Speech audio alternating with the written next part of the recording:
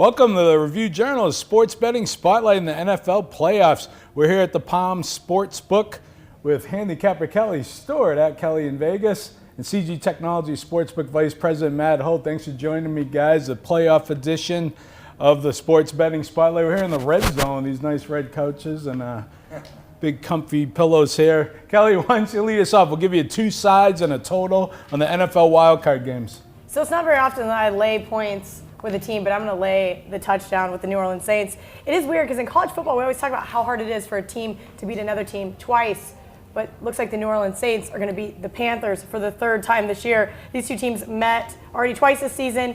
First game, Cam Newton was picked off 3 times. Drew Brees threw 3 touchdown passes. Next game in the Superdome, Cam fared a little bit better, but that was the game that Ingram and Kamara both averaged over 5 yards per carry. And that's what I'm kind of seeing here. The Saints will only have 1 loss this year at home, back to the Pats in September. I don't see them losing this game. If you're not feeling so confident about laying the 7, I think this is a great teaser spot. To kind of correlate with that, I also really like the over in this game. 6 of the last 7 games in this series have went over the total. Already touched on Kamara and Ingram in the first part.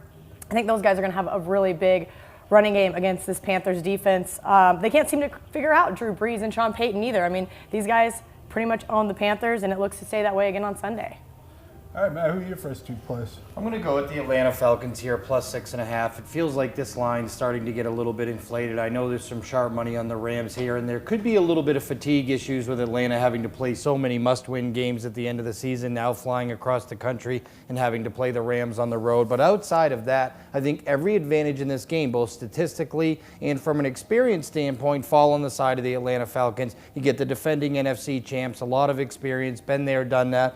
And some of the more important metrics that we use to determine a team's efficiency, like yards per play, Atlanta number 3 in the entire NFL, 5.9 yards per play. The only thing that slowed this team down basically from being a scoring juggernaut again this year, because they moved the ball between the 20s as good as any team in football, has been their red zone offense, especially early in the season. That seems to have been better late in the season. 6.5 seems way too much for a team that's never been here. And Jared Goff, if you look at games where they either were up 1 score or trailed by a score in the fourth quarter, so important throws, he was 13 for 30, I think, in important throws this year, which is a telling stat that as good as their team was scoring-wise, in tight games, Jared Goff wasn't the player he was when they were way ahead, which is obviously normal for a lot of players, but Jared Goff especially below average numbers in those situations. I'm going to go ahead and take the 6.5 with the Atlanta Falcons.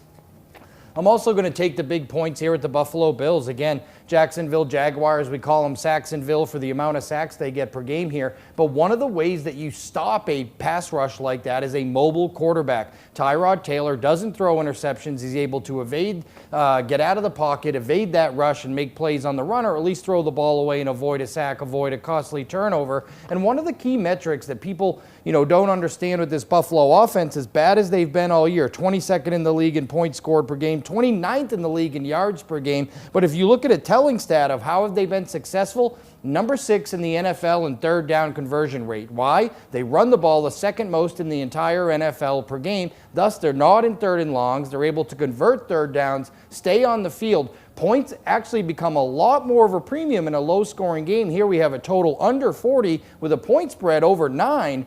I think the points really get inflated here as a premium with that low of a total. I'm going to go with the Buffalo Bills despite the injury to LaShawn McCoy.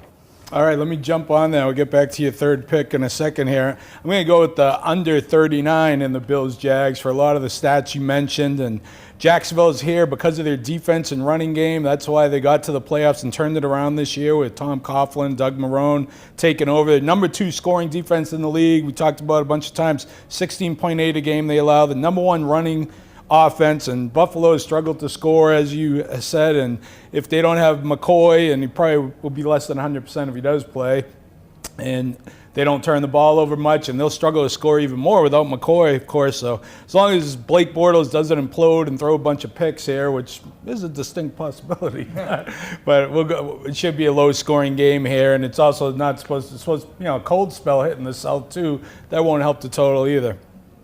And I'm also going to go with the Saints. I think we all like the Saints here by 7 over the Panthers. I know you don't like that, but I like the Saints as well. They swept the season series, as you mentioned, 34-13 and 31-21, and they were up by 17 in that game. They've covered 6 straight over Carolina. I'll take Drew Brees over Cam Newton. He's been a bipolar performer. You never know what you're going to get with this guy, except for his questionable hat choices at the post-game news conferences. Those have been really rough. But 14 for 34, 3 interceptions at Atlanta in his last game. And the Saints have the most complete team they've had with Drew Brees, with the defense and the running game. The Sharps are on the Saints, and I'm going to go with the Saints as well. Who's your last pick, Kelly? So I'm going to go with Buffalo as well. I didn't think anybody else was going to like this pick. I thought it was pretty unpopular, but I'm going to go with the momentum that the Buffalo Bills had. Everybody knows they started the season red hot, looked so good, and then they barely made the playoffs. Thank you, Andy Dalton. Did you guys see that on social media? They wrote a thank you letter to the Bills. It was amazing. Yeah, on the other, contributing to his charity to thank him. it's amazing. I love it. Big fans. I should do that actually if I can get Buffalo plus a 9 this weekend to come through. But on the other side, you have the Jaguars, and everybody knows I'm a huge Blake Bortles fan. I loved him at UCF. Here he is, making me a little bit of money in the NFL. But he's in the AFC South, you guys. This is going to be one of the tougher games they've played this season. Blake he's improved, but he's still thrown 13 interceptions this year. Like you said, there's a very good chance he could just have one of those implosion-type games, throw 2-3 interceptions.